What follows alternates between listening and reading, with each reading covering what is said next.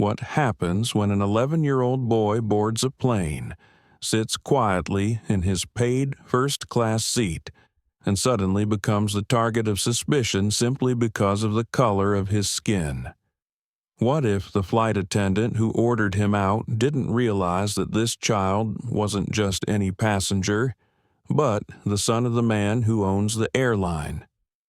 This is not just a story about a humiliating moment in the sky.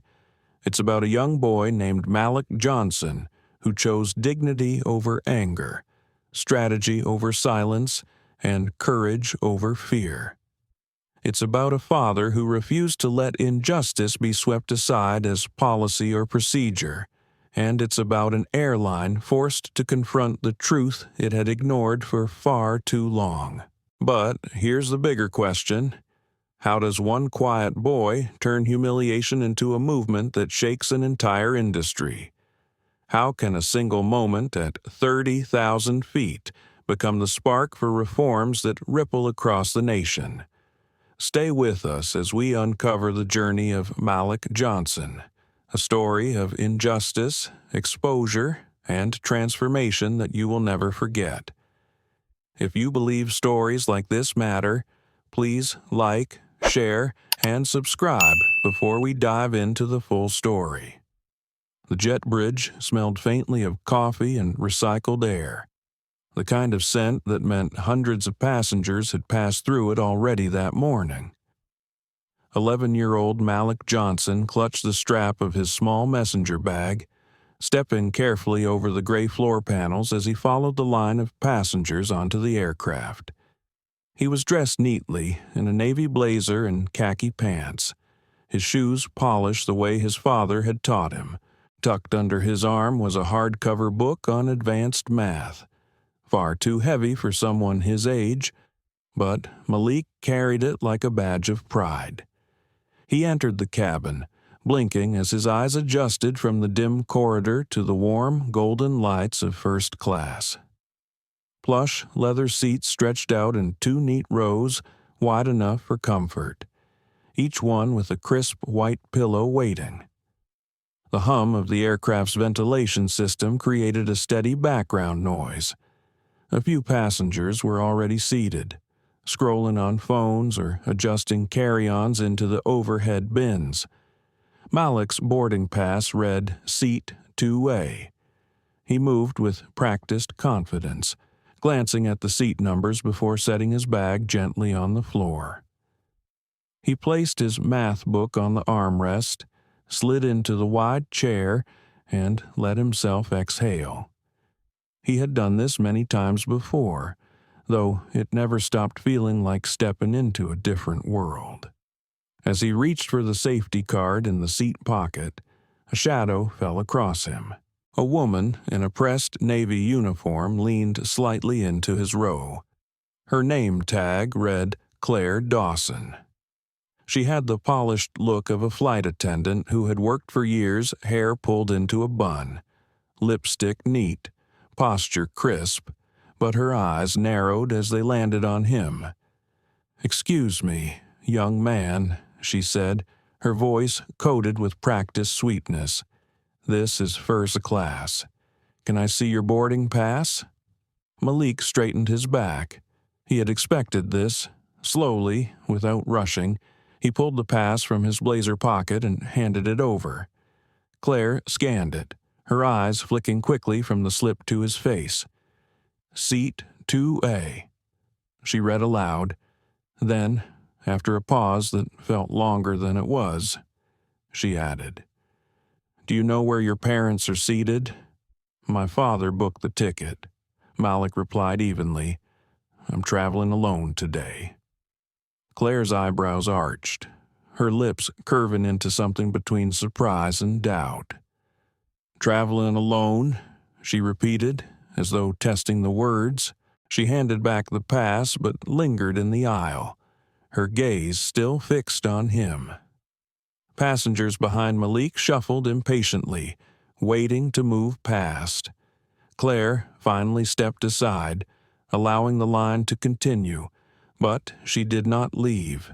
She stood a few feet away, folding her arms, watching. Malik lowered his eyes to his book, opening to the page he had been working on that morning. Numbers, equations, patterns, things that made sense. He scribbled a note in the margin with his pencil, trying to focus. But his ears caught the faint whispers drifting from across the aisle.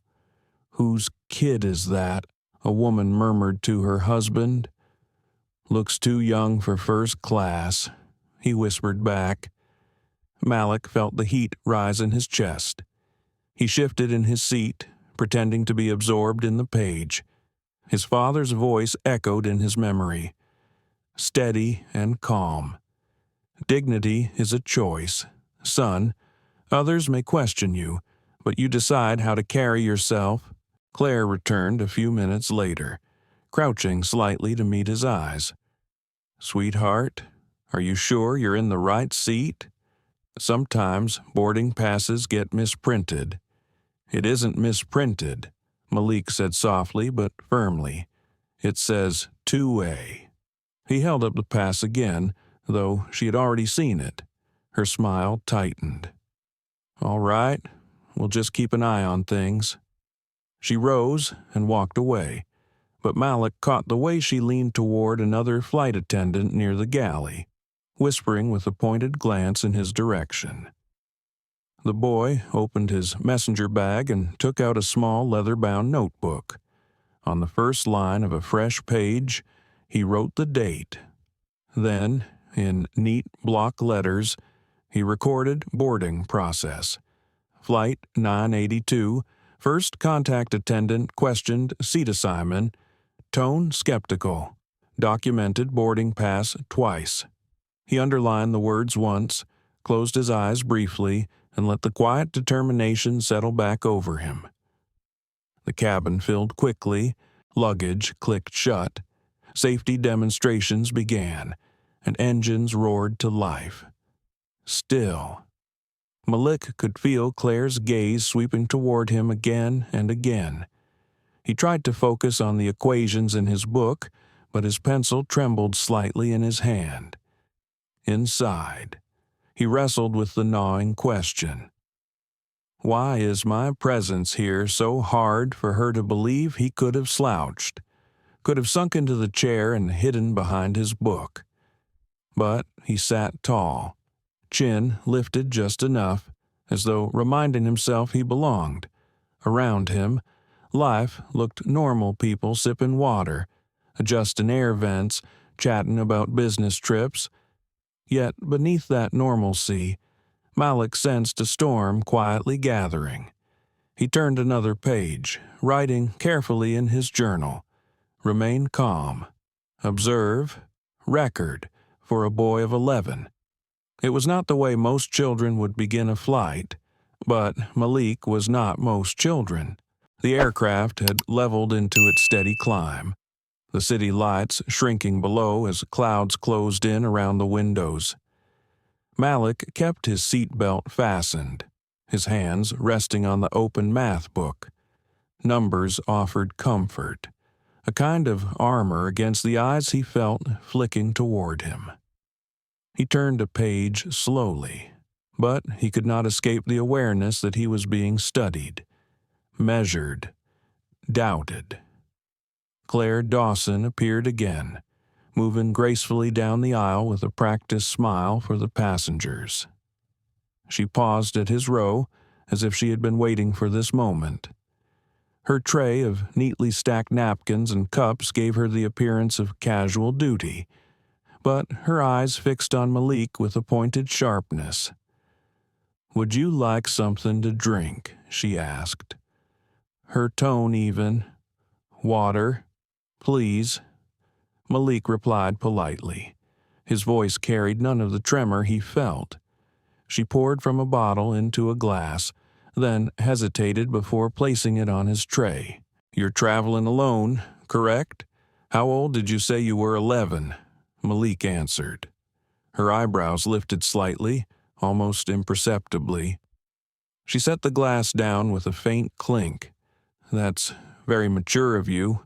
And who purchased your ticket?" "My father." Malik said. He kept his eyes on hers, refusing to let them dart away. Claire straightened, her smile tightening again. Do you have a receipt for the booking, by chance? Or maybe a frequent flyer account number passengers in the nearby rows shifted, sensing the exchange. A man in 2C lowered his newspaper, curiosity etched across his face. A woman leaned forward from behind, her earbuds dangling, watching like someone eavesdropping on a private trial. Malik reached into his messenger bag and pulled out his phone. He scrolled to the email folder, opened the ticket confirmation, and held it up. Claire bent down to glance at the screen. For a moment she said nothing, simply studying the details as though searching for an inconsistency. That seems in order, she said finally. But her tone carried reluctance, as if compliance was temporary. You'll understand, I hope, that first class is a premium space. We like to make sure everything is appropriate. Malik's heart thudded. The word struck him like a coded message. Appropriate. As if his skin, his age, his quiet presence somehow disrupted the atmosphere. He swallowed and nodded, though inside his chest burned. Claire moved on, distributing drinks to other passengers, her smile broader now, lighter, reserved for those she deemed unquestioned. Malik sipped his water carefully, keeping his hand steady. He leaned toward his notebook, turning to a fresh page, and wrote with deliberate strokes, "Flight attendant requested ticket receipt." Language-appropriate space, noted tone of doubt. His pencil pressed hard against the paper. He paused, staring at the words until the letters blurred. What angered him most was not the questions themselves, but the certainty with which she asked them, the way suspicion seemed natural, routine. He thought of his father's voice again, deep and calm. You will meet people who try to reduce you to their assumptions. Do not give them that power. Carry yourself with dignity, and you will expose their weakness more than their words ever could. Malik breathed deeply, letting the thought steady him. Still, an ache crept into his chest. He wanted to disappear into the numbers on the page, to escape into equations where rules were fair and predictable, but the cabin's silence made every word Claire had spoken linger. A voice came from across the aisle. "Hey, kid," said a man in a gray suit, leaning slightly toward him. His tone was not unkind, but it carried curiosity. "You really traveling alone in first class?" "Yes," Malik answered softly. The man chuckled under his breath, shaking his head. "Wish I had that kind of luck at your age." The woman behind him leaned forward now, her voice lower, edged with disbelief. "Must be nice to have a father with deep pockets. Some kids don't even get to see first class until they're adults." Malik shifted uncomfortably. He did not want to explain, did not want to justify his presence. He closed his notebook, slid it back into his bag, and returned his gaze to the window. Outside, the sky stretched dark and endless, the faint glimmer of stars breaking through. For a moment he wished he could slip beyond the glass, where no one could question his right to exist. Claire returned again, this time without the pretense of service. She crouched once more beside him, her smile thin. "I just need to confirm something. Can you tell me where your father works?" The question cut deep. Malik blinked, his mind racing. Was his seat dependent on his father's profession? Did his legitimacy rest on proven wealth or influence? He wanted to snap, to say it was none of her business. But he caught himself, breathed through the heat rising inside. "He works in aviation," Malik said carefully. Her eyes narrowed. In aviation. That's quite broad. That's all I'm comfortable saying. Malik replied. His voice was steady, though his hands clenched the armrest. Claire's expression hardened, her smile finally cracking. She stood abruptly, muttering something about speaking to a supervisor. Malik sat frozen, his heart hammering. Around him, whispers spread again, passengers stealing glances, some sympathetic, others skeptical. He closed his eyes, willing himself not to cry, not to show the sting that pressed behind his eyes. He heard his father's voice again. Dignity is yours to keep, no matter how others treat you. When he opened his eyes, he reached again for his notebook. His pencil moved swiftly. The words, forming with clarity, asked about father's occupation, implication legitimacy tied to status, observed tone probing, dismissive. As the engines hummed steadily and the plane cut through layers of clouds, Malik sat straighter in his seat. He did not know how much longer the questions would continue, but he knew this: he would not shrink. He would observe. He would record. He would remember.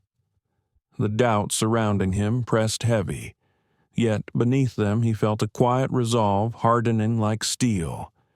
He belonged here. The flight had settled into its rhythm. Passengers scrolled through their tablets, headphones hummed with soft music, and the faint aroma of reheated meals drifted from the galley. Malik sat quietly in his seat, pretending to study the complicated equations in his book, but his pencil hovered above the page without moving. His thoughts were tangled, pulling him between obedience and resistance. He replayed Claire Dawson's words again and again. Appropriate, aviation, as though no matter what answer he gave, there would always be another doubt, another reason to question him. He gripped the edge of his notebook, pressing his fingers hard into the leather binding. Claire reappeared, her heels clicking softly against the carpet. She stopped beside him and leaned slightly into the row, her professional smile once again in place, though her eyes betrayed the tension beneath. "Malik, was it?" she asked. He nodded. "I've spoken with my supervisor," she continued, her voice lower now, meant only for him and the nearby passengers who strained to overhear. "We're still reviewing the situation. In the meantime, I'll need you to gather your belongings. It may be necessary to relocate you to another section of the plane." Malik's chest tightened. He had known this moment was coming. Still, hearing the words pressed like a weight against his lungs. "This is my assigned seat," he said, his voice steadier than he felt. Claire's smile thinned into something sharp. "I understand you believe that, but sometimes mistakes are made in booking systems. We wouldn't want to create any disruption for our other passengers." Whispers rippled through the cabin. The man in the gray suit lowered his tablet completely, watching. The woman behind Malik leaned closer, her expression both curious and uneasy. Malik's fingers trembled, but he tightened them into fists against his knees. His father's words echoed when confronted. "Do not raise your voice. Do not give them the excuse they are seeking. Stand firm with dignity." "I have my boarding pass," Malik replied, carefully pulling the slip from his pocket again. He held it up, the letters and numbers plain under the cabin lights. "It says Seat 2A. I belong here." Claire exhaled through her nose, frustration flickering across her face. She reached for the pass, but Malik drew it back before she could take it. "You've seen it already," he said quietly. The flight attendant straightened, her composure fraying. "This isn't about your paperwork anymore. It's about maintaining the proper environment in first class." There it was. The words slipped into the air like a blade. Proper environment, as if his very presence disrupted the atmosphere others had paid for. Malik felt the sting of heat rise behind his eyes, but he would not let her see him break. Passengers shifted, sensing the confrontation harden. A man 2 rows back muttered something under his breath, though Malik could not hear the words. Another passenger raised a phone discreetly, the small lens glinting under the lights. Malik swallowed hard. Inside, a storm of feelings crashed: anger at the injustice, fear of humiliation, the deep ache of being seen not as a child but as a problem. He wanted to shout, to demand fairness, to cry out for someone to stop this, yet he forced himself to breathe, to hold his voice steady. "If you remove me," Malik said, "you are removing me because of how I look, not because of my ticket." The cabin fell silent. Even the hum of the engines seemed to fade. Claire's jaw tightened, her eyes narrowing. "Young man," she said sharply, "I will not tolerate accusations. Either you cooperate, or I will have security waiting when we land." Her words sliced the air. Malik closed his eyes briefly, summoning every ounce of calm he could find. He heard his father again. Dignity is something you choose, not something they give. Slowly, he unbuckled his seatbelt. The click of the latch was louder than it should have been. He stood, lifting his messenger bag onto his shoulder, his math book clutched against his chest. The woman behind him gasped softly. The man in the gray suit shook his head, muttering, "This is ridiculous." Malik turned to face Claire directly. His voice was quiet but strong. "You told me this seat wasn't appropriate. You told me I didn't belong here. But I want you to know something. Dignity isn't yours to give or take. It's mine. And I'm keeping it." Gasps rippled through the cabin. Claire's face flushed, caught off guard by the clarity of his words. Malik stepped into the aisle, standing straight, though his knees trembled. Passengers stared, some with sympathy, some with discomfort, some with phones raised to record. The silence was thick, charged with unspoken judgment. Claire gestured toward the back. "Follow me, please." But Malik did not move immediately. He looked down at the notebook in his hand. With slow precision, he opened it and wrote, "Removed from assigned seat, despite valid documentation. Reason, given inappropriate presence in first class." He underlined the words twice, then closed the book and slipped it into his bag. Only then did he take a step down the aisle, his small frame carrying the weight of something much larger. As he passed the rows, he felt eyes burning into his back. Some passengers avoided his gaze, pretending to scroll on screens. Others nodded subtly, as if to offer silent support. One older woman reached out, touching his sleeve gently as he passed. Her eyes shimmered with tears. He reached the divider between first class and business, pausing for a moment. He glanced once more at the seat he had been forced to abandon. Seat 2A, gleaming under the cabin lights, now empty, waiting, as though mocking the legitimacy he had fought to claim. Malik lifted his chin. He would not let that emptiness define him. The engines roared beneath the floor as the plane surged forward through the dark sky. Inside, in the artificial calm of the cabin, a quiet storm had broken loose, and Malik, though only 11, had already chosen how he would weather it. Malik stood in the aisle, his small shoulders squared, clutching his bag and his book as though they were shields. The air inside the cabin felt heavier than before, charged with a tension that rippled from row to row. He could feel every set of eyes pressing into him, some sympathetic, some skeptical, some indifferent. Claire Dawson stood near the galley, her arms crossed tightly. Her polished smile had hardened into something else, a mask of authority laced with irritation. The plane rocked slightly as it cut through a pocket of turbulence, but her balance never wavered. She was resolute. She was determined to make this boy yield. For a long moment, silence held the cabin captive.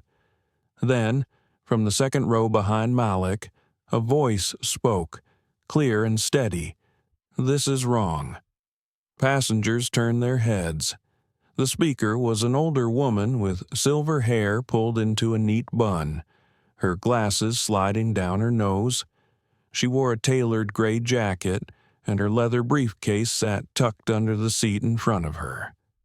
She leaned into the aisle, her gaze sharp and unwavering. "My name is Dr. Eleanor Price," she said, her voice carrying the crisp authority of someone used to lecturing classrooms full of students. "I watched this child present his ticket 3 separate times. I watched him sit quietly in his seat, disturbing no one. I watched you, Ms. Dawson, question him again and again, and now you're removing him without cause. This is harassment, and it is unacceptable." A ripple of murmurs ran through the rows. Claire's lips pressed into a thin line. "Doctor," she replied, her tone clipped, "this is a matter of airline protocol. We are simply ensuring the comfort of all passengers." "Comfort for whom, doctor?" Price shot back, her voice rising. "Comfort for the adults who cannot accept the sight of a black child in first class." The words landed like a spark in dry grass, gasps, whispers, shifting bodies. Malik felt heat rise in his chest, not from shame this time, but from the sudden force of someone else speaking truth aloud.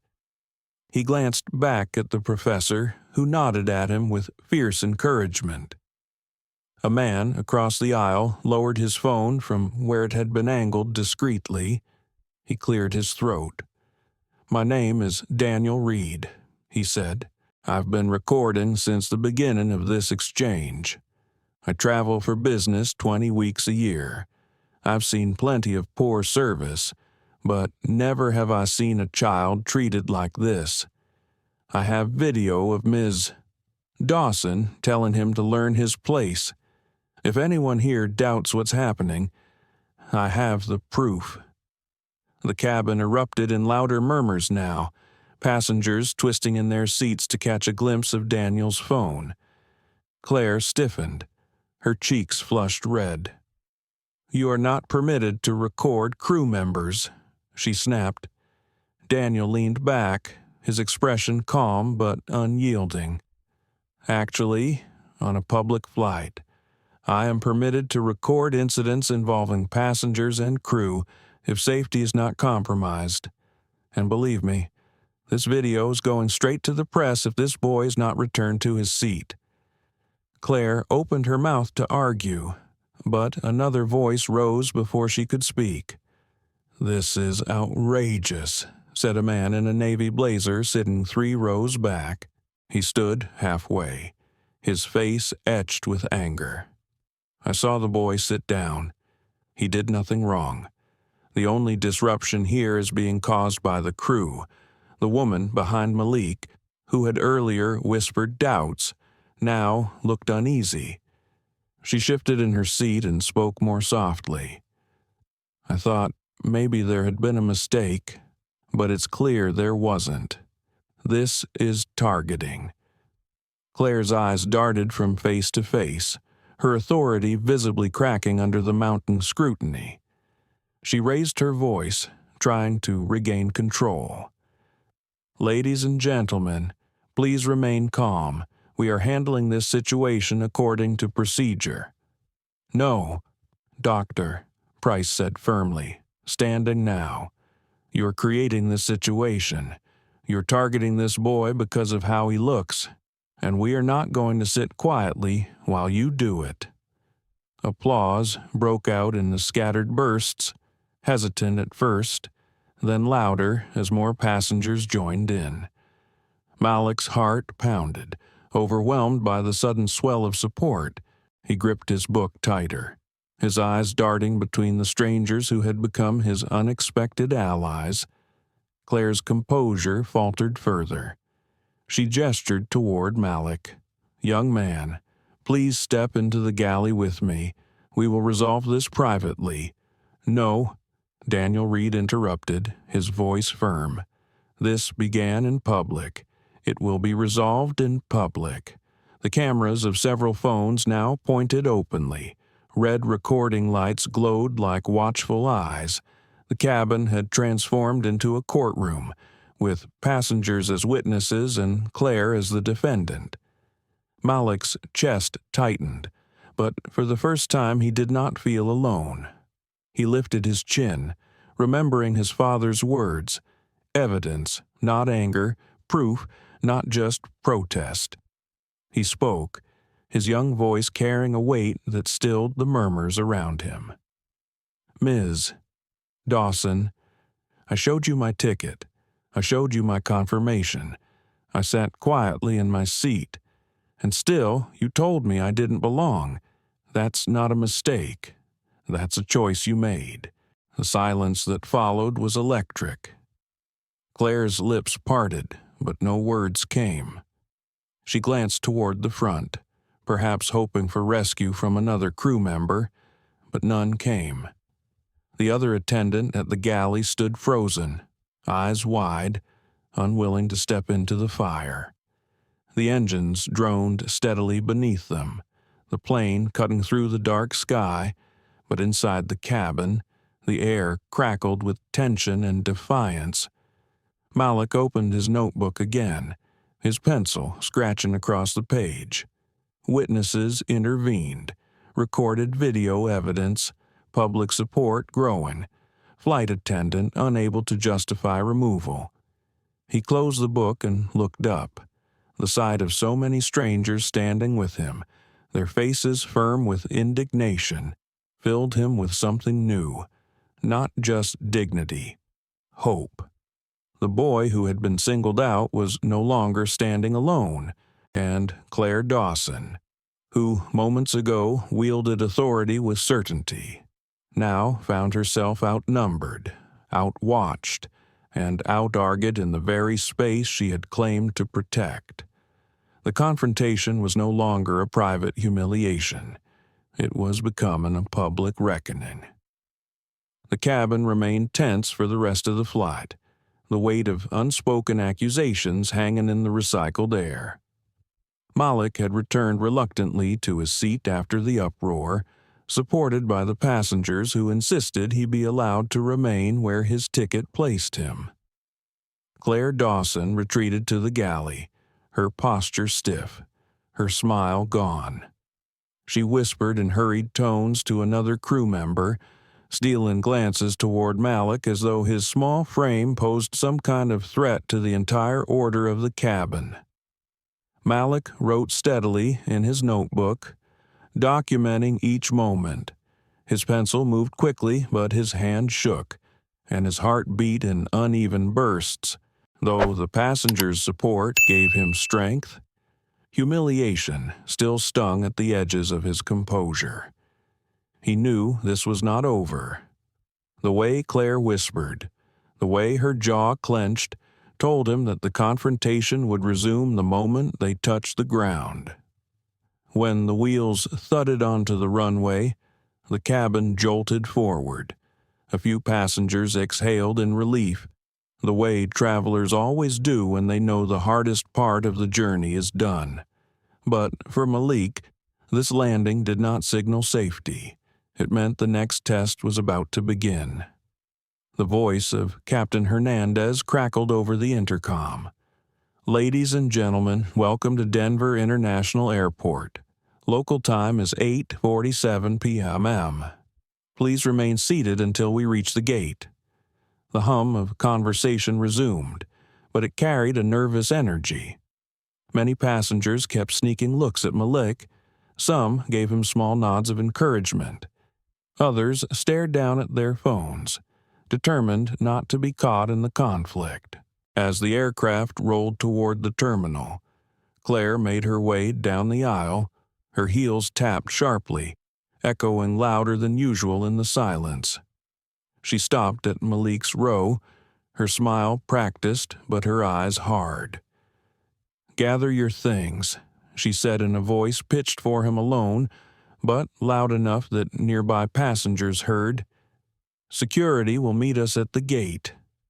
Malik closed his notebook slowly, his hand steady now despite the rush of fear in his chest. He slipped it into his bag and clutched his math book tightly. He looked up at her, meeting her eyes without flinching. "I will," he said softly, "but I'll bring my notes." Claire's expression flickered for just a second, a hint of uncertainty, before she turned and strode back toward the galley. The plane docked at the gate. The seatbelt sign chimed off, and passengers rose to collect their bags. Yet a strange stillness lingered around Malik's row. No one rushed past him. Everyone seemed to be waiting. When the door opened, 2 uniformed security officers stepped aboard. They scanned the cabin quickly before focusing on Claire, who gestured toward Malik with a flick of her hand. "There," she said crisply. "That's the one." The officers approached, their expressions guarded but not hostile. "Young man, would you come with us?" "Please," one of them asked. Before Malik could answer, a deep, steady voice rang out from the doorway of the aircraft. "He'll come with me." The cabin turned as one. Standing in the entrance, tall and commanding in a tailored charcoal suit, was Richard Johnson. His presence filled the narrow space like a force of nature. His eyes, sharp and unwavering, locked on Claire Dawson. His hand rested gently but firmly on Malik's shoulder as he stepped forward. "This is my son," Richard said, his tone calm but carrying a quiet thunder. "And he is not leaving this plane under suspicion when he has done nothing wrong." Claire opened her mouth, words faltering on her tongue. Passengers craned their necks, sensing the weight of the moment. "Sir," one of the officers began cautiously, "we were told there was a passenger issue." "The issue," Richard cut in, his voice even, "is that your crew has decided a child with a valid ticket did not fit their image of first class. That is not a passenger issue. That is a civil rights violation." A hush fell over the cabin. Passengers exchanged glances, whispers spreading quickly, phones tilted up again, cameras capturing every second. Claire stiffened, clinging to procedure. "Mr. Johnson, we were simply following." "You were not following policy," Richard said firmly. "You were following prejudice. There is a difference." Malik stood a little taller beside his father, relief flooding his chest. He had carried himself with dignity, but having his father at his side now felt like stepping into the calm center of a storm. "Doctor." Eleanor Price rose from her seat, her voice carrying over the crowd. "I witnessed everything. That boy never misbehaved. He was targeted." Daniel Reed lifted his phone, and I recorded the entire exchange. The world will see what happened here. The officers looked uneasy, caught between protocol and the undeniable momentum of truth unfolding before them. One of them stepped back slightly, murmuring into his radio. Richard Johnson's gaze never left Claire. "You should understand who you're dealing with before this goes any further," he said quietly but firmly. "I am Richard Johnson, Chief Executive Officer of Horizon Aeronautics, and I hold majority ownership in this airline's parent company." The words dropped into the cabin like a seismic shock. Gasps erupted. Passengers covered their mouths. Phones captured the stunned expression that spread across Claire's face, draining the color from her cheeks. "You own the airline," she whispered. "I do," Richard said simply. "And you have just humiliated the son of your employer in front of dozens of witnesses." The cabin seemed to tilt with the weight of revelation. Passengers broke into a chorus of whispers, some shaking their heads, some clapping softly in approval. Claire staggered back a step, her mouth opening and closing, words failing her. Richard placed a steady hand on Malik's shoulder again. His voice dropped low but carried the kind of gravity that silenced even the whispers. "This was never about me. It was about my son, a child, treated as less than human because of assumptions written on his skin. That is something no seat assignment can excuse." Malik looked up at his father, his chest swelling with a mixture of pride and relief. His father's presence was not just protection, it was confirmation that the truth mattered, and it would be heard. Security stepped aside, clearly unwilling to challenge the situation further. The officers nodded respectfully toward Richard, then retreated toward the front of the plane. Passengers began applauding, hesitant at first, but then louder, stronger, until the cabin was filled with the sound of clapping hands. Malik stood tall, his eyes burning but his expression calm. He knew the battle was not over. The landing had only brought them to the next stage, but he no longer felt alone. Richard leaned down, his voice just for Malik. "This is only the beginning. Son, now we show them what we've been building." Malik nodded. He reached into his bag and touched the notebook that held 8 months of careful, painful documentation, evidence that no one could deny. As father and son stepped into the aisle together, the cameras of passengers followed, the clapping still echoing behind them. Claire Dawson remained frozen near the galley, her polished uniform suddenly looking like a costume stripped of its authority. The terminal awaited, bright with fluorescent lights, crowded with curious faces. Reporters, officials, and executives would soon converge. The story had already begun spreading beyond the cabin, carried on social media by passengers eager to share what they had witnessed. But for Malik, the moment was simpler. He had not been broken. He had not surrendered his dignity. And now, beside his father, he was ready for the world to see. The terminal buzzed with the sound of roll-in luggage, flight announcements, and the chatter of tired travelers. But near Gate 27, the usual rhythm fractured into something else entirely.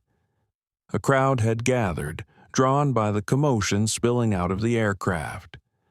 Passengers who had witnessed the confrontation streamed into the waiting area.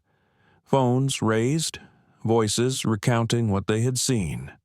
Others, curious onlookers, clustered around, whispering about the young boy and the flight attendant who had tried to remove him.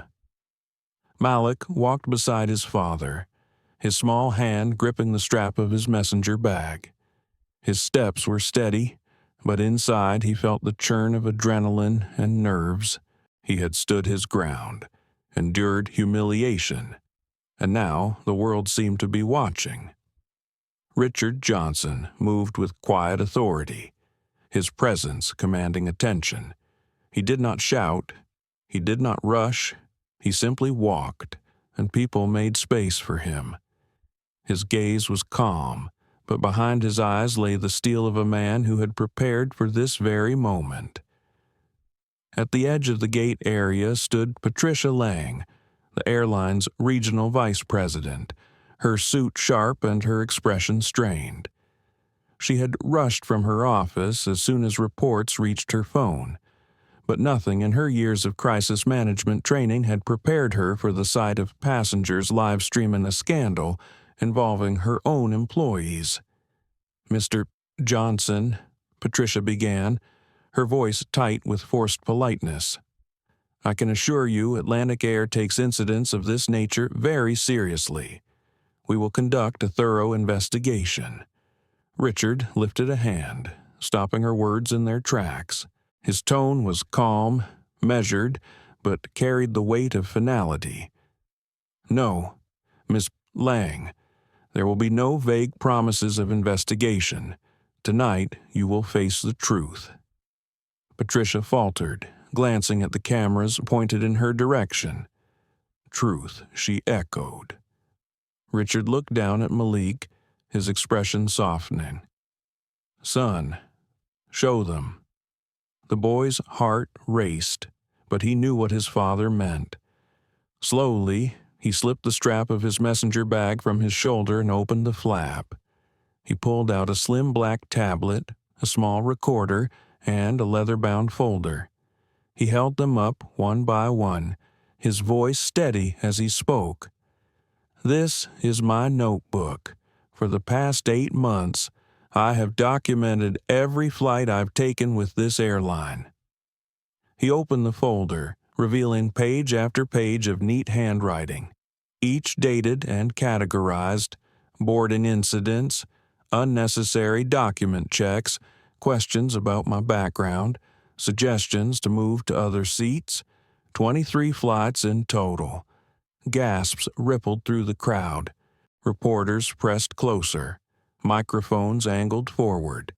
"This," Malek continued, holding up the recorder, "is professional audio equipment. Every interaction I had with crew members was recorded. Every word, every tone, every accusation." Patricia's face blanched. She opened her mouth, but no sound emerged. "And this," Malik said, raising the tablet, "is a live upload system. Every file was transmitted in real time to secure servers, authenticated by timestamp and location. Nothing can be erased. Nothing can be denied." The crowd erupted into murmurs, a mix of shock, admiration, and outrage. Patricia looked as if the ground beneath her had shifted. Richard stepped forward, his voice firm. "For 8 months, my son has been treated as if he does not belong. For 8 months, he has endured suspicion, humiliation, and hostility on your airline. And for 8 months, we have been gathering the evidence that proves this is not an isolated mistake. This is a pattern, a system." A reporter raised her hand. "Mr. Johnson, are you saying this was deliberate?" Richard's gaze swept the crowd. "What I am saying is that discrimination does not happen 23 times by coincidence. It happens because employees are trained, implicitly or explicitly, to question certain passengers more than others. It happens because supervisors look away. It happens because an entire company allows it to happen." Claire Dawson, pale and trembling, emerged from the aircraft behind them, flanked by 2 security officers. She stopped short when she saw Malik and Richard at the center of the gathering. Her authority stripped, her confidence shattered. Passengers pointed, whispering her name. Cameras flashed. Richard turned, his voice carrying across the space. "Ms. Dawson told my son he did not fit the profile of a first-class passenger. She told him to learn his place, but here is the truth. His place is wherever his ticket says it is. And tonight, his place is at the center of exposing the prejudice your company has allowed to grow unchecked." Malek felt his throat tighten, but he stood tall. He pulled his notebook close, flipping to the latest page. His pencil hovered. Then he wrote, "Public confrontation. Evidence presented. Airline cannot deny pattern, Dr. Eleanor Price, who had followed from the plane, stepped forward. "I am a professor of sociology. I witnessed tonight's events firsthand. This boy was calm, polite, and prepared. The only disruption came from those who refused to accept him, and I will testify to that truth." Daniel Reed lifted his phone, and I have video proof. The internet already has it. This story is spreading as we speak. The regional vice president swayed slightly, her composure unraveling under the weight of evidence and witnesses. "Mr. Johnson, surely we can discuss this in private." "No," Richard said, his voice cutting through. "What happened to my son happened in public. It will be addressed in public. The world will see how your airline treats its passengers." The crowd erupted in applause, some clapping, some cheering softly. Malik blinked back tears. He had been humiliated.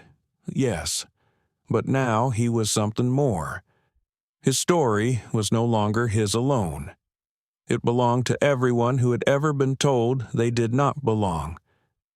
Richard placed a hand on his son's shoulder again. "You see, Ms. Lang, you thought this was about reputation. You thought this was about managing bad press. But this is bigger than that. This is about justice, and we are prepared to take this evidence as far as it needs to go. Courtrooms, Congress, the Department of Justice." Patricia Lang's face drained of color. She looked as if the cameras might swallow her whole. She stammered, "Mr. Johnson, please, if we had known." Richard's eyes narrowed. "If you had known that the child you humiliated was my son, that he is heir to the company that pays your salary. That is the problem.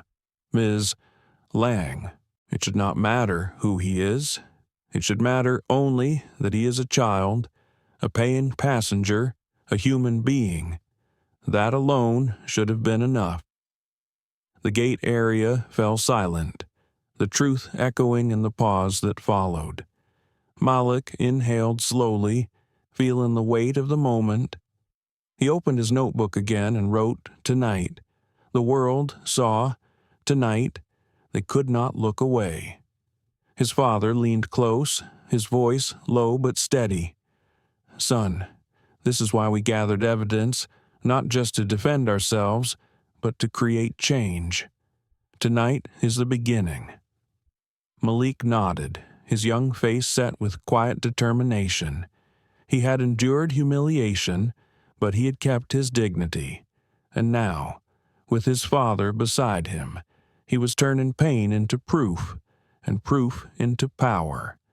Around them, the flash of cameras continued, the sound of keys tapping as reporters typed furiously into their devices. The story was already moving beyond the terminal, beyond the airport, into the veins of the digital world. Richard Johnson knew it, Malik Johnson knew it, and soon the entire country would know it too. The conference room inside Denver International Airport was not designed for history. It was a practical space, usually reserved for airline announcements about new routes, partnerships, or weather delays. But on this night, it became something else entirely. The room was filled to capacity, every seat taken, every wall lined with cameras, microphones, and reporters elbowing for space. Richard Johnson stood at the podium, his posture straight, his eyes steady. To his right, Malik sat in a chair that seemed too large for his 11-year-old frame.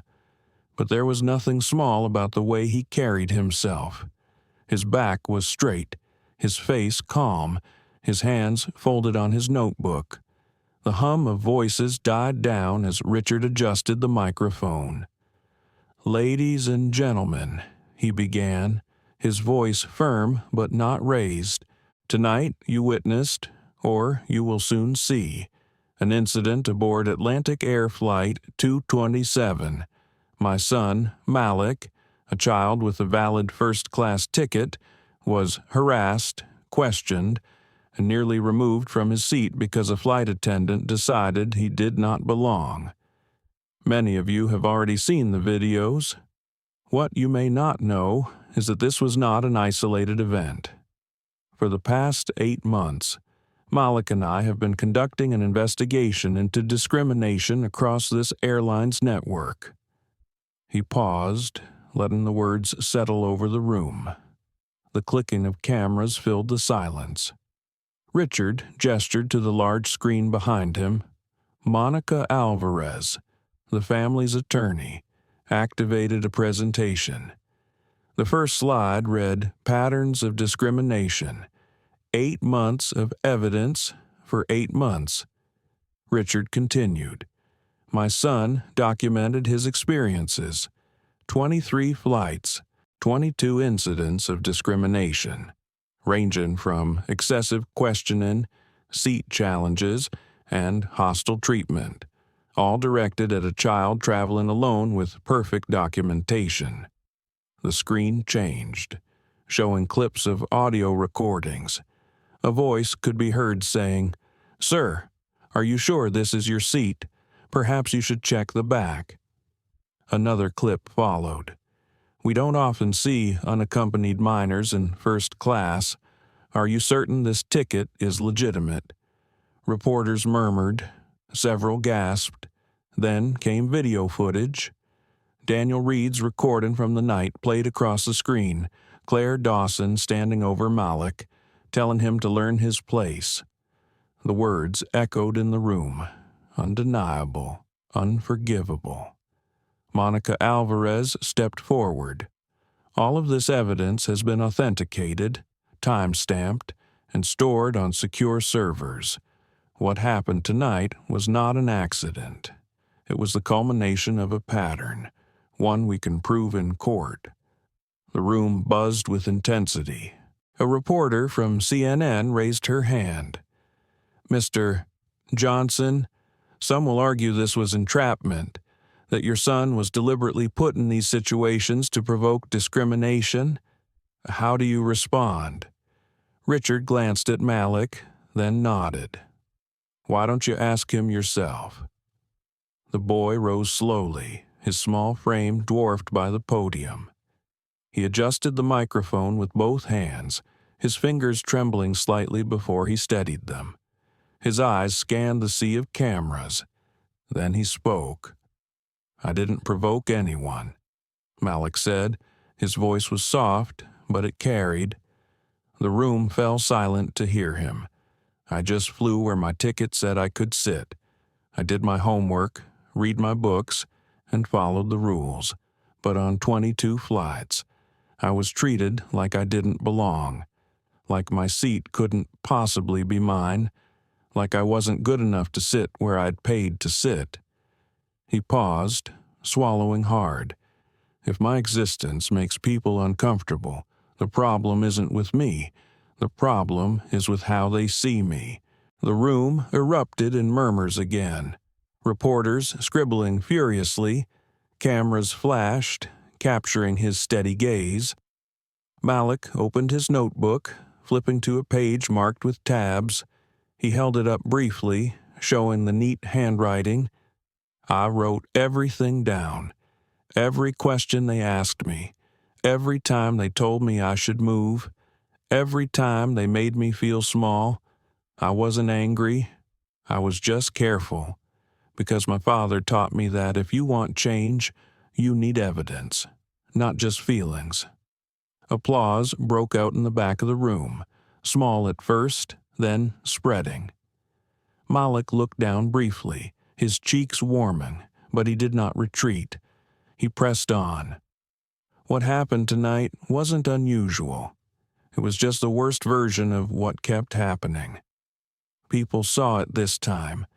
They recorded it, but I lived it 22 times before, and I don't want any other kid to live it again." He closed the notebook and stepped back. His father placed a reassuring hand on his shoulder.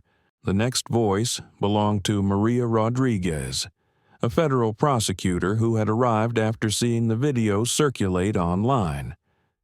She approached the podium, her dark suit crisp, her eyes sharp. The Department of Justice has reviewed the preliminary evidence provided tonight. Based on what we've seen, we will be opening a formal investigation into civil rights violations by Atlantic Air under Title VI of the Civil Rights Act. The announcement triggered an audible gasp. Reporters raised their hands all at once. Patricia Lang, sitting in the back of the room, paled visibly.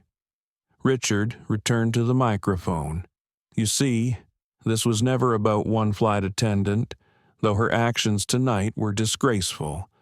This is about a culture, a system, that allows bias to dictate how passengers are treated. My son's courage has revealed it, but the responsibility for change falls on all of us.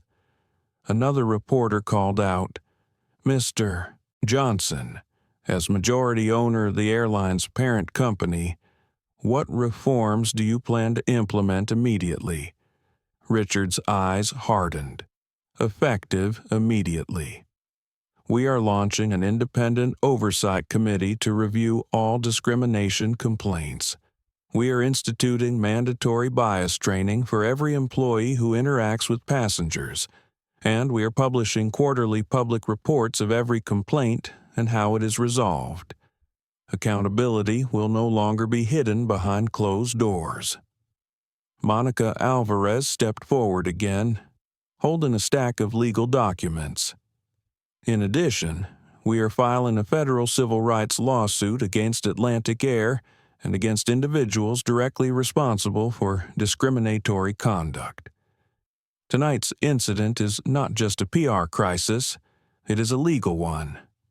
The crowd of reporters buzzed with questions, flashes, and hurried typing. Malik sat down again, his notebook back on his lap, but his face calm. He knew the storm was just beginning. In the back of the room, Claire Dawson sat with her hands clasped, her face pale, her eyes wide. The magnitude of her mistake had come into full focus. She wasn't just facing disciplinary action, she was the face of a scandal that had already spread across the world.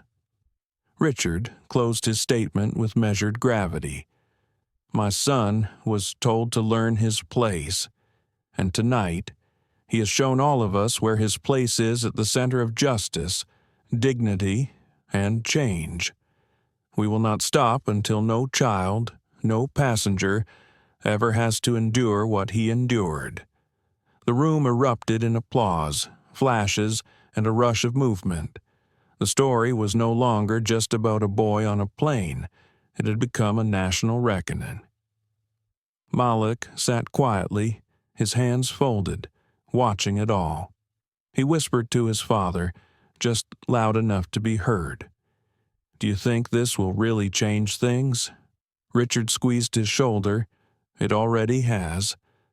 By the next morning, the story had already escaped the walls of Denver International Airport. It raced across television networks, lit up the trending pages of every major social media platform, and rolled like thunder through newsrooms around the world. Hashtags appeared overnight. Justice for Malik, Yacht Flying, While Black, Yacht Learn, His Place.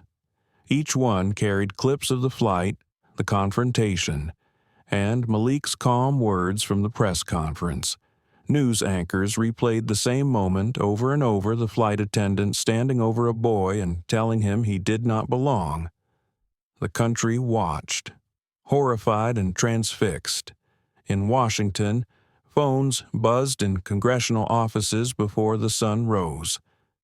Staffers scrambled to brief their representatives, forwarding links to the viral videos. Some lawmakers released immediate statements condemning the treatment Malik had endured. Others called for hearings, recognizing the moment for what it was, a chance to confront an industry with a history of unchecked discrimination. In Chicago, where Atlantic Air kept its corporate headquarters, Executives gathered in a glass-walled boardroom high above the skyline. The mood was grim. Jennifer Morris, the airline's CEO, had flown back overnight from a conference in London, only to walk into a storm unlike anything she had seen in her 30-year career. Screens in the room showed live coverage of protests at airports in Atlanta, New York, and Los Angeles. Travelers held signs that read, "Every seat is equal," and "Dignity at 30,000 feet." Jennifer pinched the bridge of her nose as her chief financial officer delivered the news. "We're down 26% in pre-market trading. That's nearly $3 billion in market capitalization gone in one night.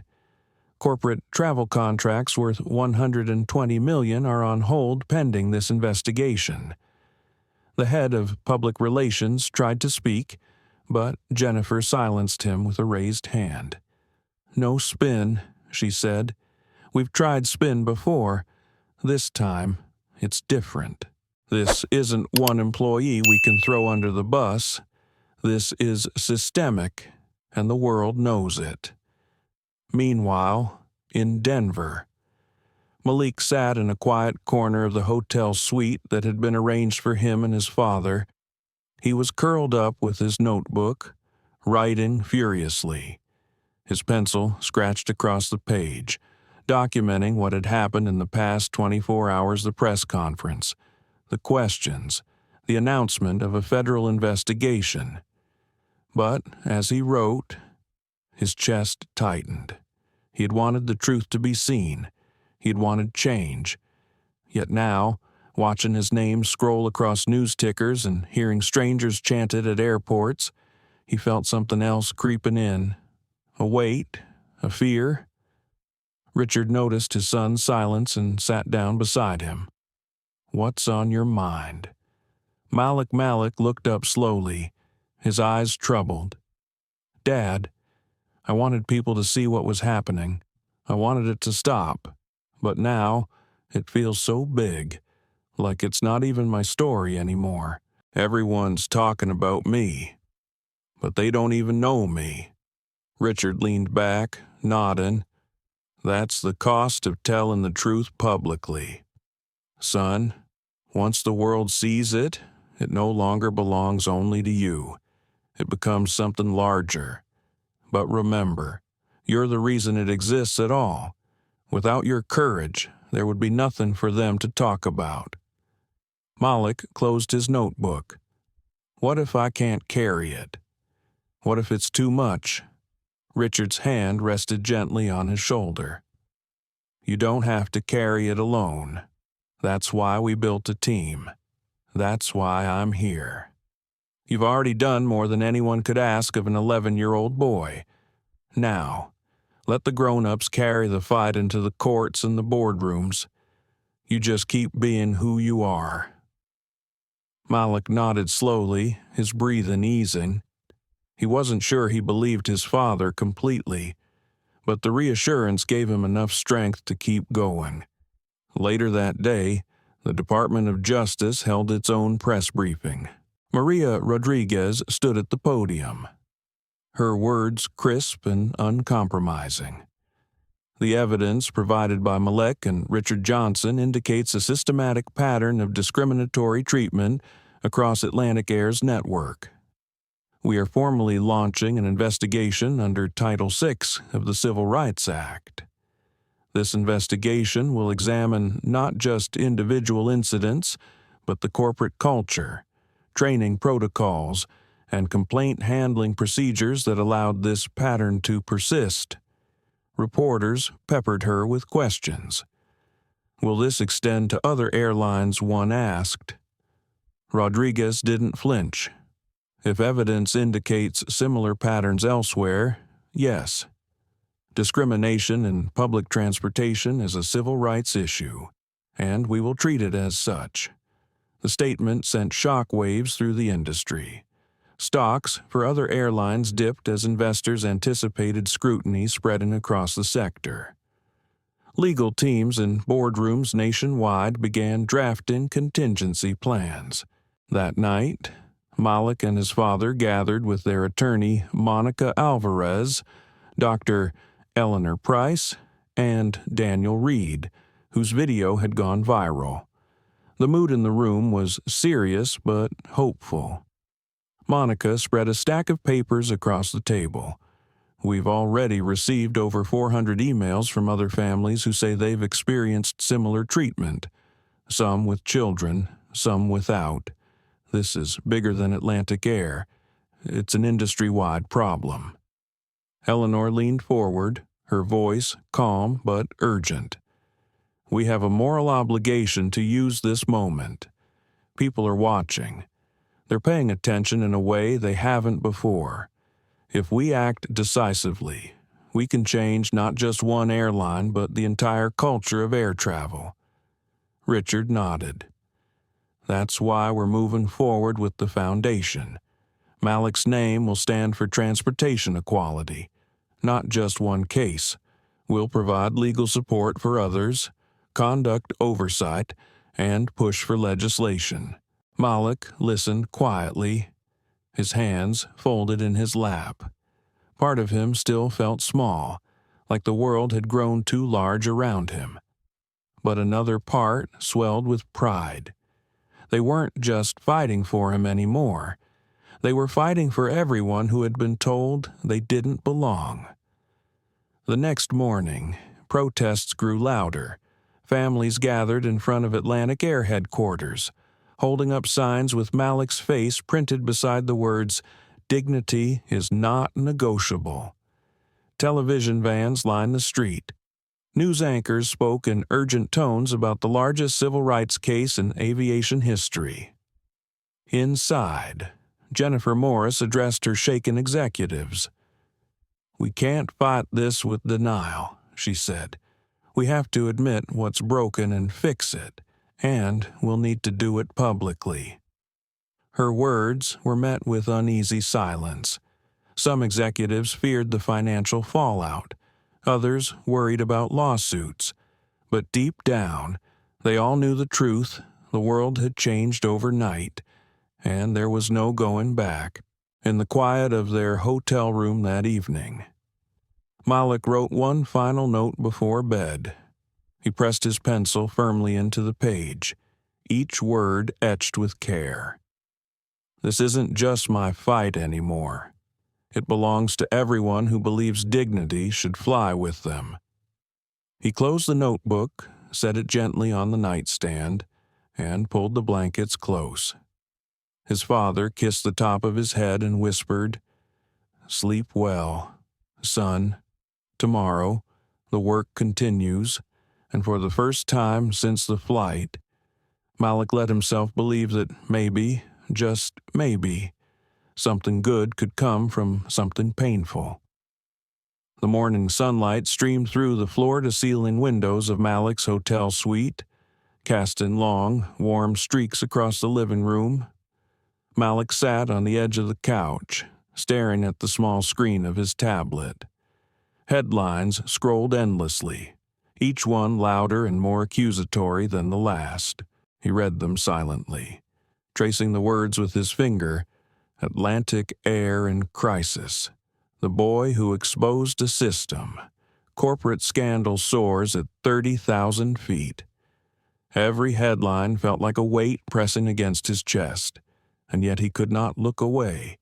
His father, Richard, came in carrying 2 mugs of steaming coffee. He set one down on the low table in front of Malik, who did not reach for it. "You haven't eaten," Richard observed gently, settling into the armchair opposite him. "I'm not hungry," Malik said softly, keeping his eyes on the screen. "Everyone's talking about me, Dad, but it doesn't feel like they're really listening. It's like they only want the story, not the person." Richard leaned forward, elbows on his knees. "Malik, the story exists because of the person you are. You're strong, you're brave, and you're right. People are starting to see that. You just have to give yourself time to process it. The world will wait. You don't have to carry it alone." Malik nodded but did not speak. Inside, he felt a storm of conflicting emotions. Pride, fear, confusion, and anger all jostled for space. Part of him wanted to retreat, to hide in the quiet corners of his life and pretend the world outside the suite did not exist.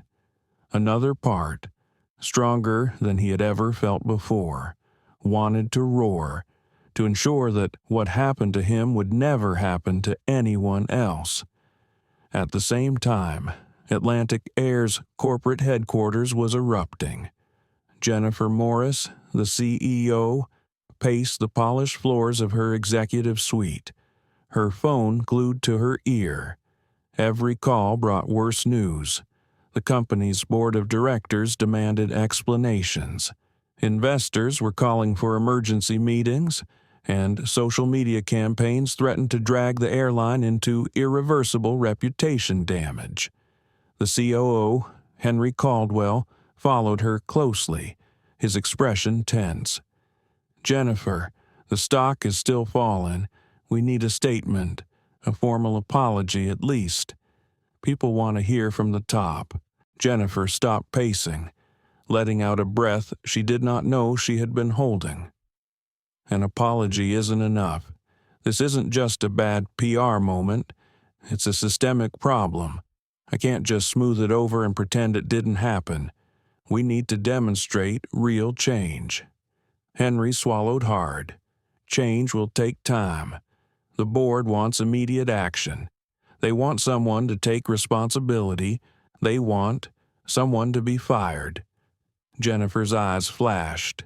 Yes, someone must face consequences, but scapegoating won't fix the underlying culture.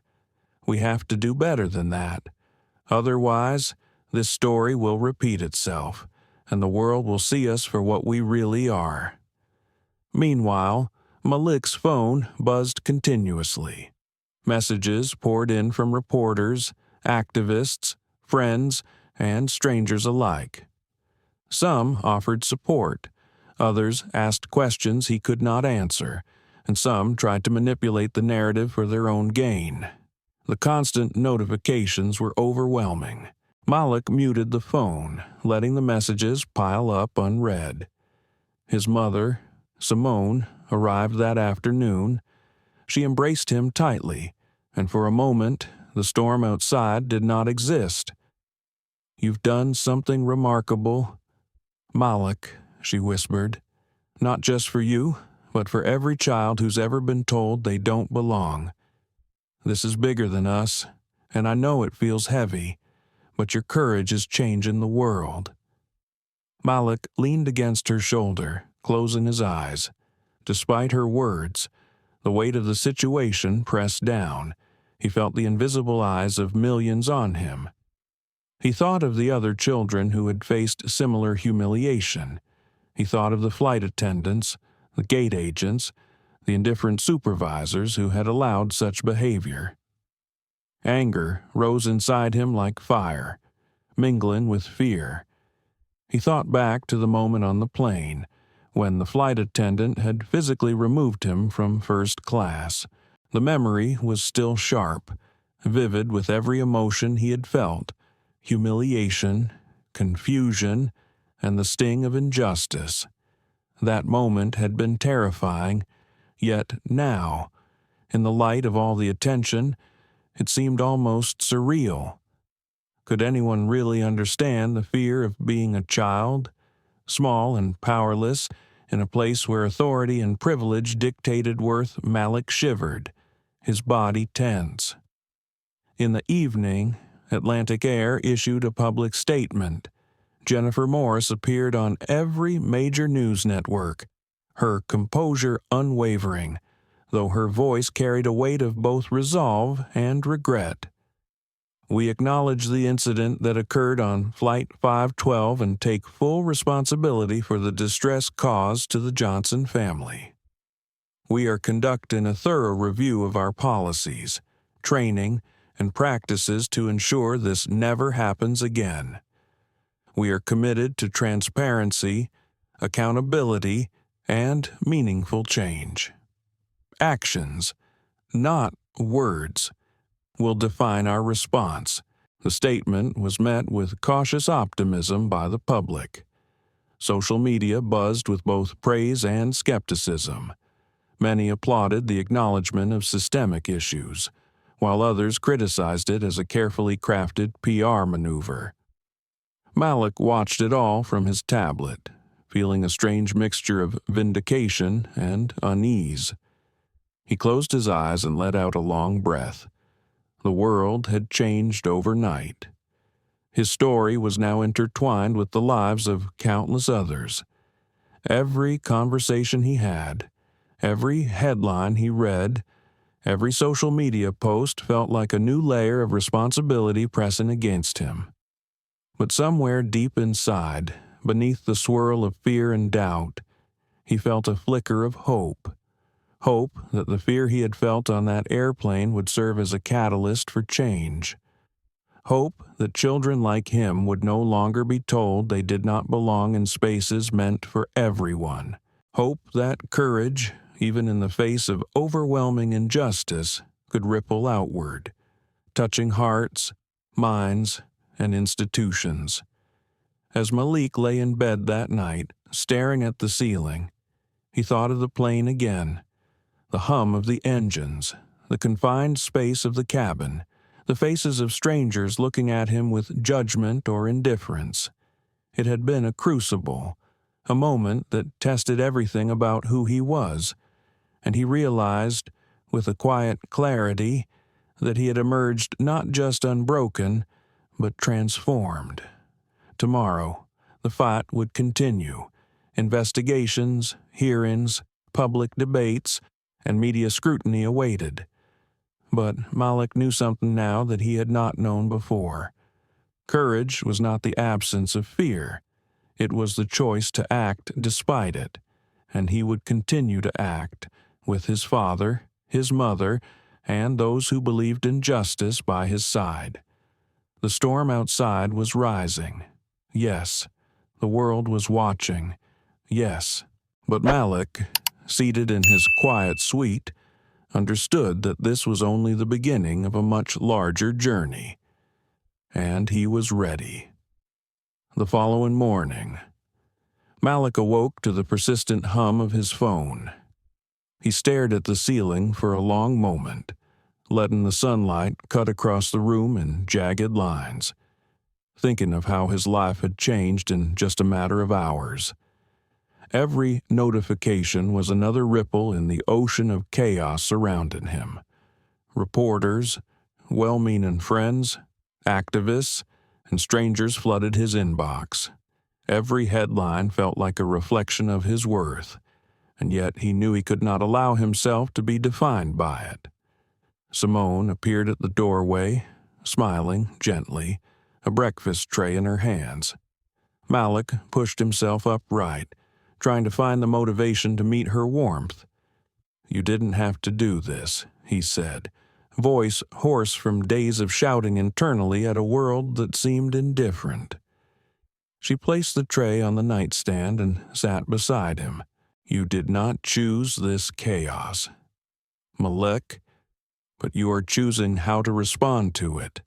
That matters more than anything else right now." Malik traced the rim of his coffee mug with his thumb, feeling the heat through the ceramic. His mind wandered back to the flight. He could still feel the shock of the flight attendant's grip on his arm, the way her eyes had seemed almost too confident, the murmurs of first-class passengers who had been silent witnesses. How could a moment that had lasted less than a minute carry the weight of so many emotions it had shaped him? But it had also exposed a deeper rot in the structures around him. Meanwhile, Atlantic Air's board convened in a high-rise conference room downtown. Jennifer Morris sat at the head of the polished mahogany table, flanked by stern-faced executives, all trying to balance concern with calculation. Investors on video calls pressed for immediate action, some demanding resignations, others asking for strategic public messaging. Jennifer cleared her throat and addressed the room. We cannot afford to treat this as a one-off. This incident is symptomatic of systemic issues that have been overlooked for years. We need immediate policy revisions, training programs that address bias and discrimination, and a clear plan to hold employees accountable. An executive named Robert Vance leaned back in his chair, arms crossed. That's fine in theory, Jennifer, but the board wants someone to face consequences. The public expects visible action.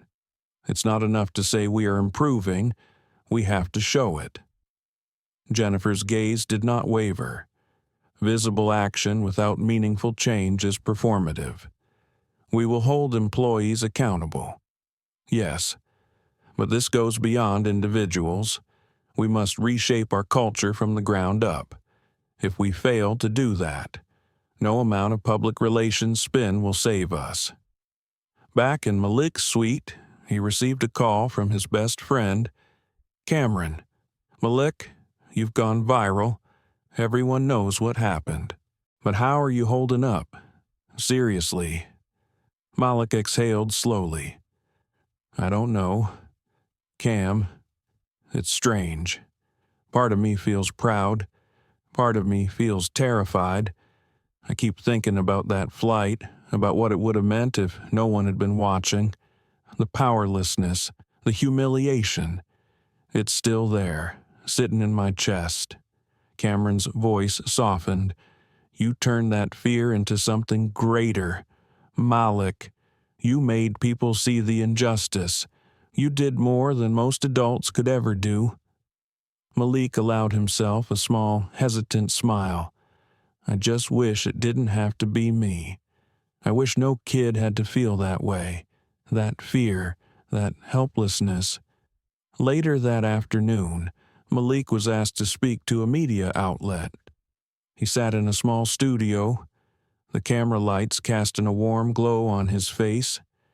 Every word he spoke felt deliberate, measured, and yet deeply personal.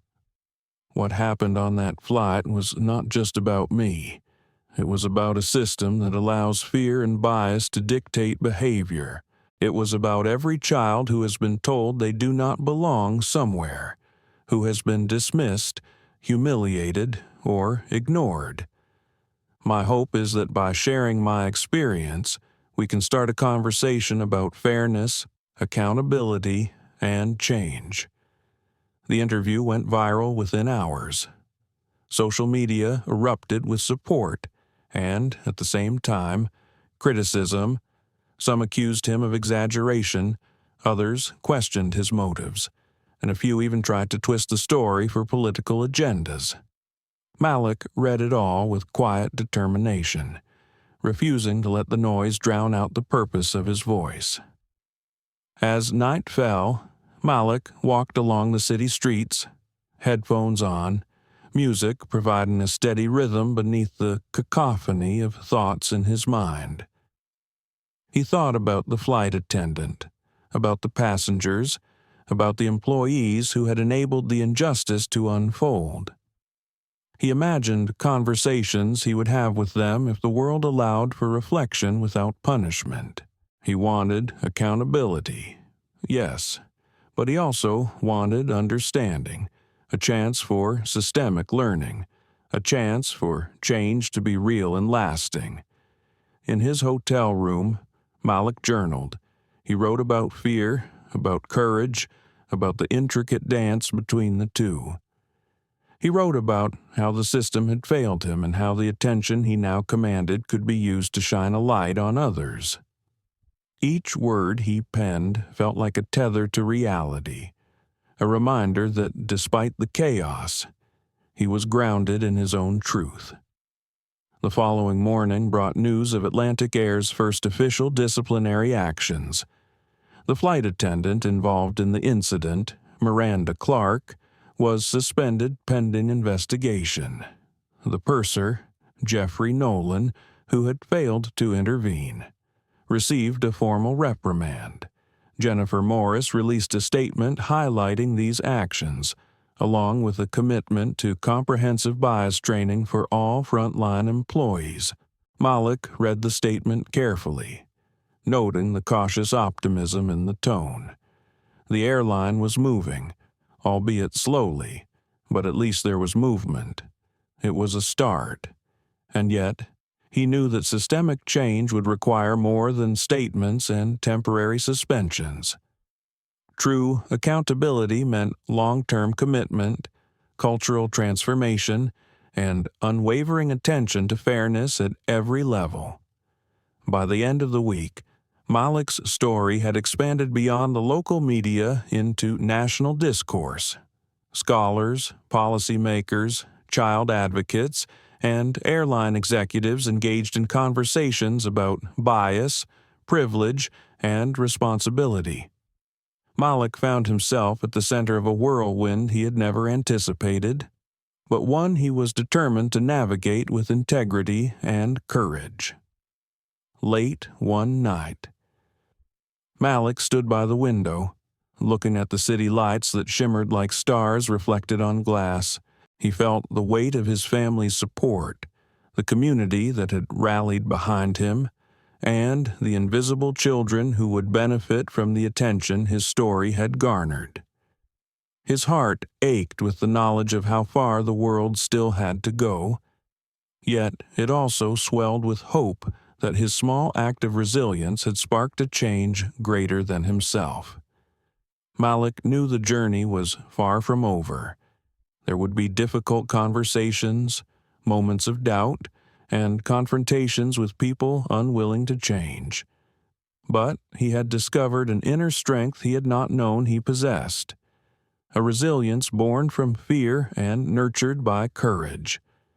The airplane incident had been the catalyst, but it was his determination, his capacity for empathy, and his unwavering sense of justice that would define the path forward.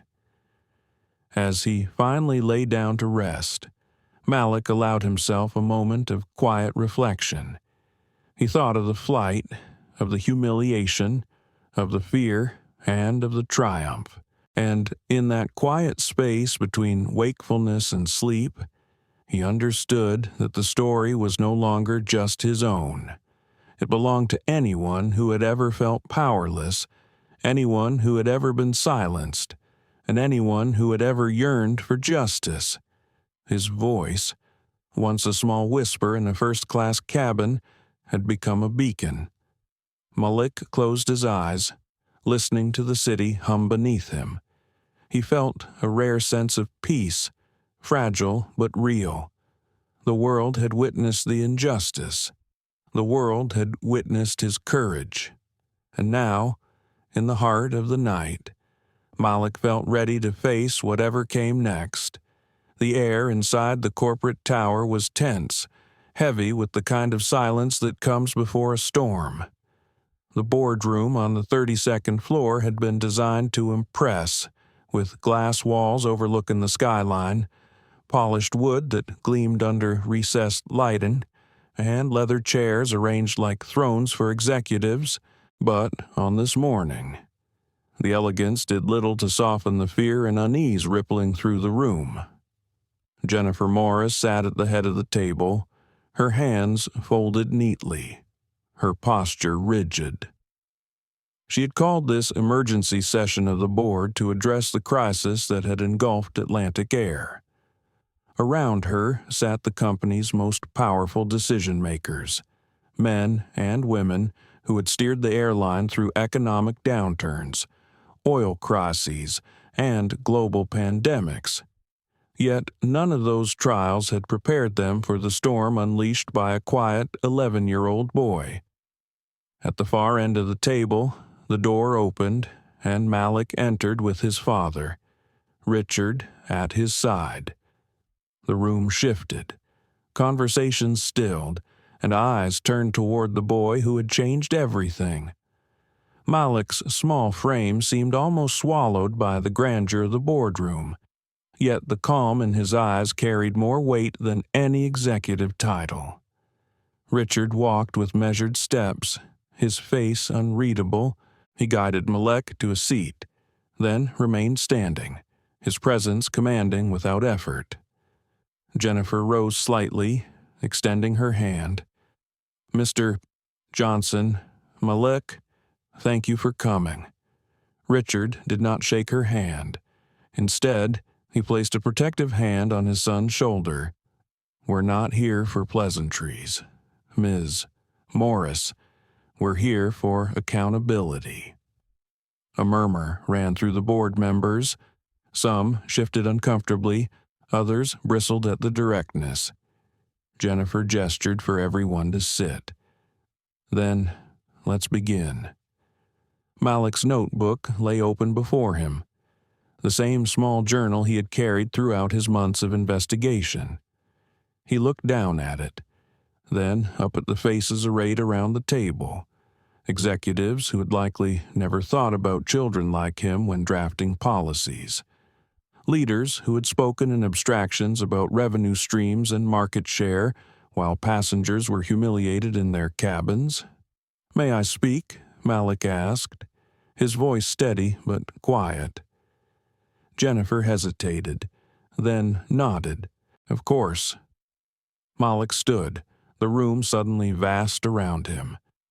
He clasped his notebook to his chest and drew a breath. "I am 11 years old. I was treated as if I did not belong in a seat that my family purchased. I was questioned, humiliated, and removed because of how I look. And this was not the first time. It happened 22 times before, on your airline, with your employees following the same pattern: suspicion, extra checks, questioning, suggestions to move, accusations, over and over again." A few board members shifted, their discomfort visible. Malek continued, his words deliberate. "This is not about one flight attendant. This is about a culture that allowed people to believe that children like me do not belong in certain spaces. You didn't stop it, you didn't notice it, or maybe you noticed but didn't care. Either way, it kept happening. The silence that followed was unbearable."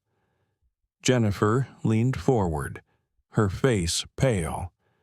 "Malik, you are right. We failed you. We failed your family. We failed our responsibility, and we must answer for that." Richard finally spoke, his voice low but firm. "Ms. Morris, it is not enough to apologize. Words will not undo the humiliation my son endured. Words will not repair the trust of passengers who now fear they will be profiled on your aircraft. What we require is structural reform, transparent oversight, independent review, binding commitments, not press releases."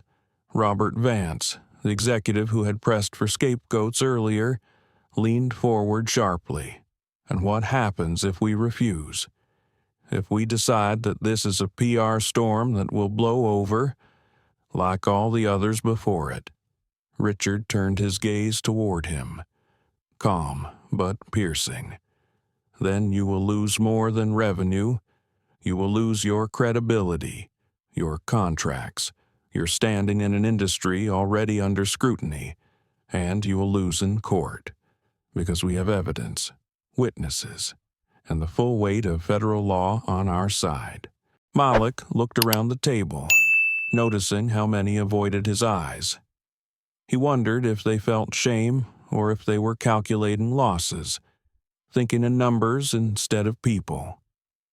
He thought of the countless hours he had spent documenting every incident, the careful notes, the recordings, the deliberate patience. He had done all of that because his father taught him that change required proof. And now, in this room of polished shoes and pressed suits, the proof was undeniable. Jennifer lifted a folder from the table. She slid it across toward Richard. "Here are the first steps we are prepared to take. Comprehensive bias training, overseen by independent organizations, creation of a passenger rights ombudsman, quarterly public reporting of discrimination complaints. We are also establishing a diversity and inclusion oversight committee with external advisors, and we will provide compensation to the Johnson family. Richard did not touch the folder. His voice was calm, but there was steel beneath it. Compensation is not the point. This is not about money. This is about justice. And justice requires more than training programs and committees. It requires accountability for those who enabled the culture of silence and discrimination.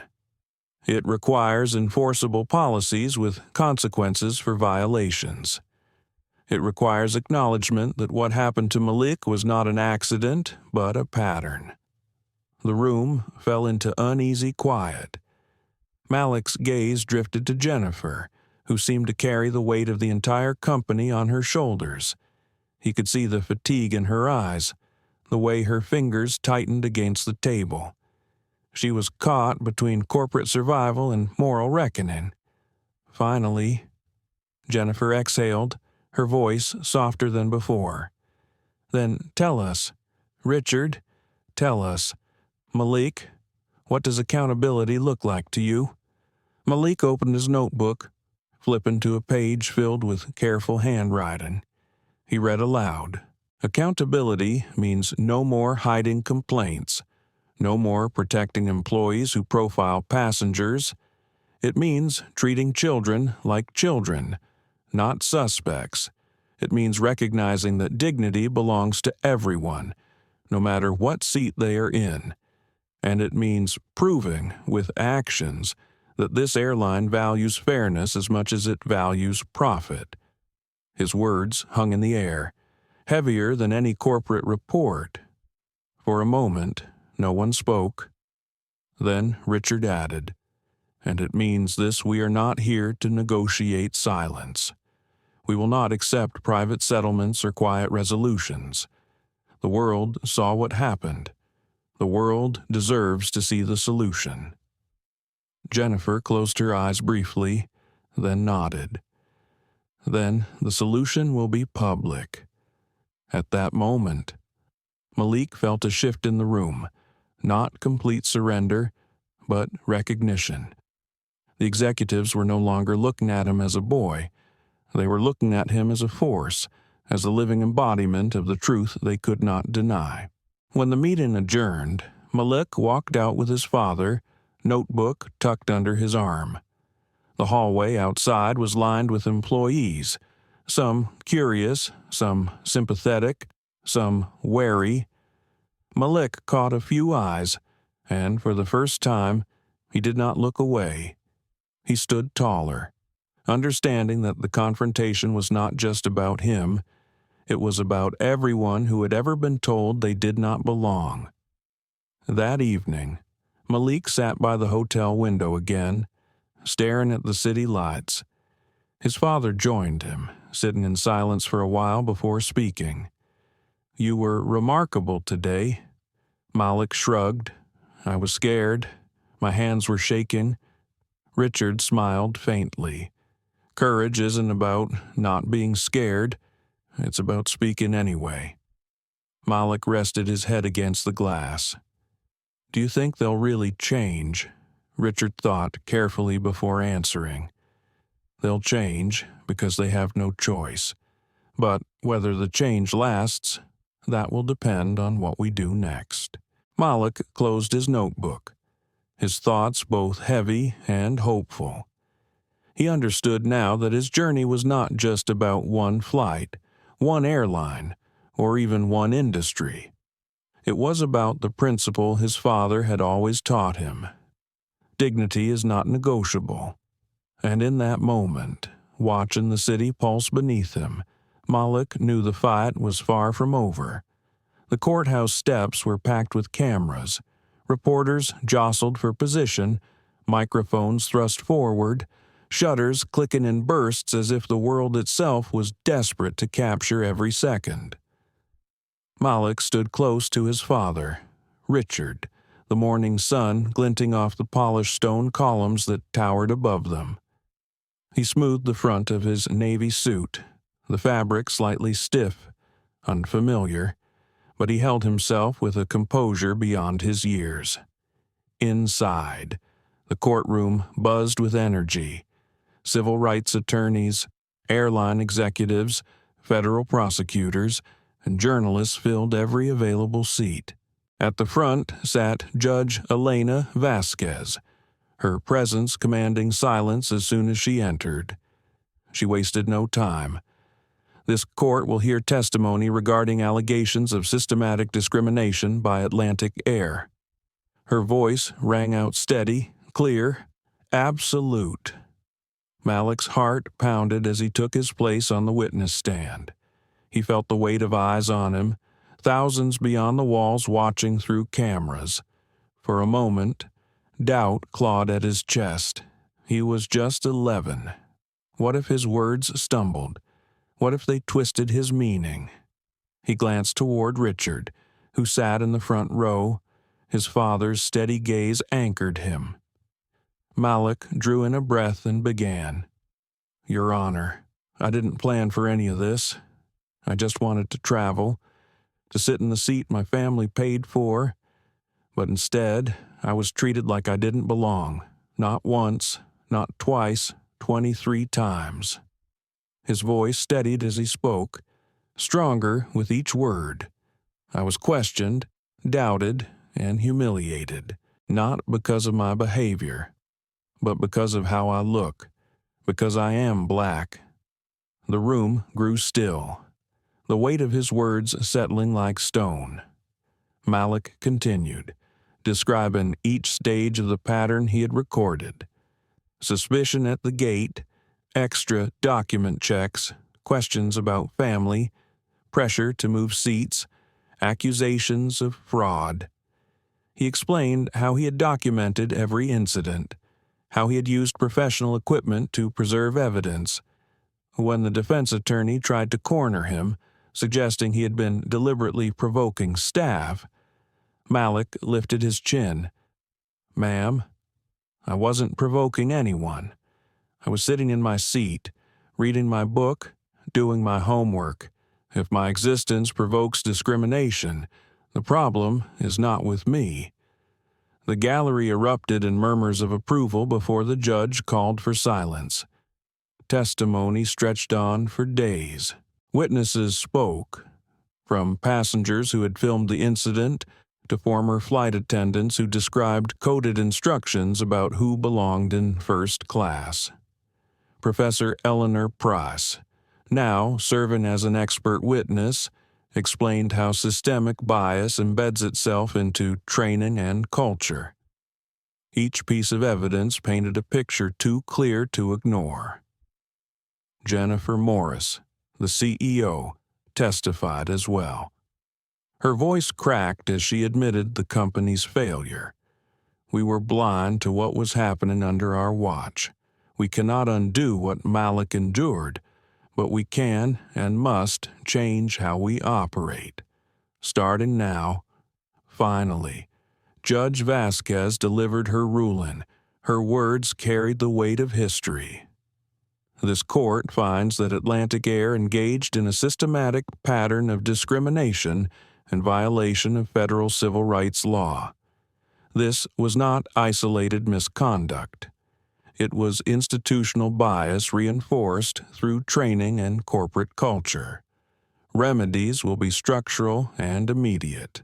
She outlined sweeping reforms, mandatory annual bias training overseen by independent organizations, creation of a passenger rights ombudsman, transparent reporting of all complaints, and financial penalties for verified violations. Atlantic Air was also ordered to pay damages not only to Malik, but to a broader class of passengers identified through investigation. The courtroom erupted in a mix of gasps and applause. Malik sat still, absorbing it all. The words sounded almost unreal, but deep inside he knew this was not the end. It was the beginning of something larger. Outside, Richard addressed the press. His voice was calm, firm, this ruling is not just about one boy or one airline. It is about ensuring that no child, no passenger, no person is ever made to feel that their dignity is negotiable. We will continue this work through the Malik Johnson Foundation for Transportation Equality, which launches today. Malik stepped up to the microphones next. Cameras flashed furiously. He hesitated, then spoke with quiet strength. I am only 11. I cannot fix everything, but I learned that courage plus preparation can change things. Dignity is not something people give you. It is something you keep, no matter how others treat you. That is what I want everyone to remember. His words spread across the world within hours. Social media flooded with clips of his testimony. Hashtags trended in multiple countries. Activists and parents alike used his story to spark conversations about bias, fairness, and respect. In the weeks that followed, ripple effects spread. Other airlines announced independent reviews of their policies. The Department of Transportation opened broader investigations across the industry. Congress scheduled hearings on passenger rights. Malik's case had become a movement.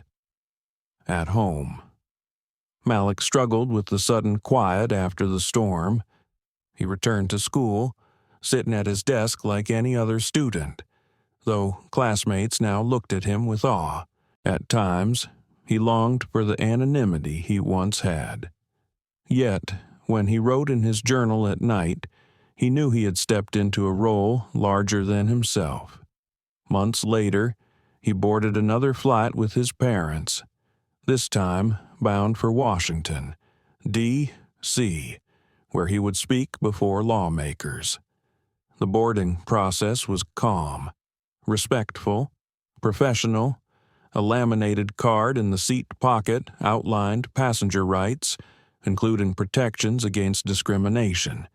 A small but powerful reminder that change was real. As the plane lifted into the sky, Malik pressed his forehead to the window, watching the clouds stretch endlessly. He thought of the first flight, the humiliation, the fear. He thought of the boardroom confrontation, the courtroom testimony, the ruling that had changed everything. He thought of the children who would never experience what he had endured because the rules had shifted. Simone touched his arm. "What are you thinking about?" she asked. Malik smiled faintly, that the sky feels different now, safer, like it finally belongs to everyone. Richard, sitting across the aisle, overheard. "That is because you helped make it so, son." Malik leaned back in his seat, closing his eyes. The hum of the engines was steady, soothing this time. He no longer heard judgment in the silence of fellow passengers, no longer felt the weight of suspicion. Instead, he felt possibility, wide and open, like the sky itself. In the months to come, Malik's story would be taught in classrooms, debated in law schools, and cited in congressional hearings. The Malik Johnson Act would pass into law, enshrining protections for passengers across the country, but for Malik, the most important victory was quieter.